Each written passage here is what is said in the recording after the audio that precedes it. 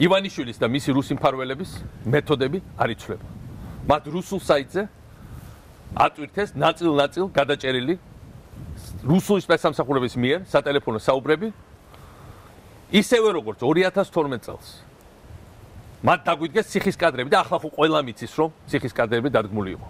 მოკლეს 9 თვის ბავშვი არჩევნებისთვის. და ჩაატარეს ნამდვილი სპეცოპერაცია. რამდენჯერ უნდა აგვაგდონ რუსულმა სამსახურებმა ამ ხრიკებით. რამდენჯერ უნდა წამოგვაგონ ერთი და იგივე სატყუარაზე. ეს არის გაზპრომის ყველაზე მსხვილი აქციონერი ივანიშვილი. მთელი ევროპა ცდილობს მოუშორებელი ჭირის გაზპრომის მოშორებას და მან ის უკვე მოშორებული დააბრუნა საქართველოში. მიაბა ქართული პროდუქცია მთლიანად რუსულ ბაზარს, რითიც ჩამოშალა ქართული ეკონომიკა. ახლა აპირებს სომხეთზე რკინიგზის გახსნას, რაც პირდაპირ ეწინააღმდება საქართველოს სტრატეგიულ ინტერესებს, მაგრამ ესეც არის პირდაპირ მოთხოვნა რუსეთის. დღეს გამოაცხადა, რომ ასრულებს რუსულ თავარ დაკვეთას ერთ-ერთს და მე მიხურავს გზას საქართველოს არჩევნებისკენ, იმიტომ რომ უნდა რომ ჩამომართოს საქართველოს მოქალაქეობა. მას შემდეგ რაც იძულებით დამატოვებიეს ქვეყანა. აი ამ პირობებში რუსთავი 2 არის ბოლო ბარიერი, რომელიც მას აკავებს, იმიტომ რომ სანამ საქართველოში არის სიტყვის თავისუფლება, ყველა ეს შაუბნელი გეგმა ბოლომდე წარმატებული ვერ იქნება. ამიტომ რუსთავი 2-ის დაცვა, მათ შორის ფიზიკურად ადამიანების მიერ დაცვა ძალადობისგან, ეს არის პირდაპირი გზა საქართველოს დემოკრატიის თავისუფლების და მომავლის გადარჩენის.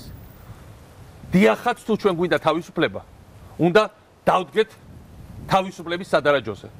ყველა მიცის რომ სასამართლო პროცესი ბლეფია, ყველა მიცის რომ ყველა კანონი გათელილია, ყველა მიცის რომ საქმე გვაქვს ჩვეულებრივ ძალადობასთან, ტრივიალურ ძალადობასთან, შანტაჟთან, ბინძურ მეთოდებთან.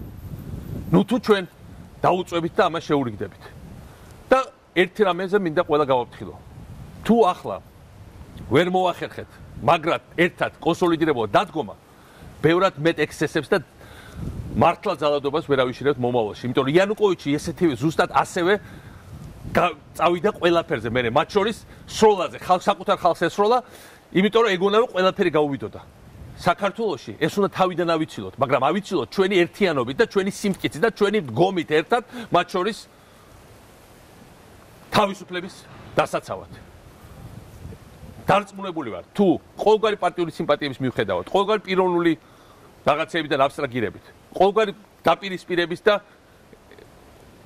ჯიბრის გვერდზე გადადებით, საზოგადოება დადგება ერთად, საქართველოს და თავისუფლება გაიმარჯვებენ და ჩვენ გვექნება ძალიან მაგარი მომავალი.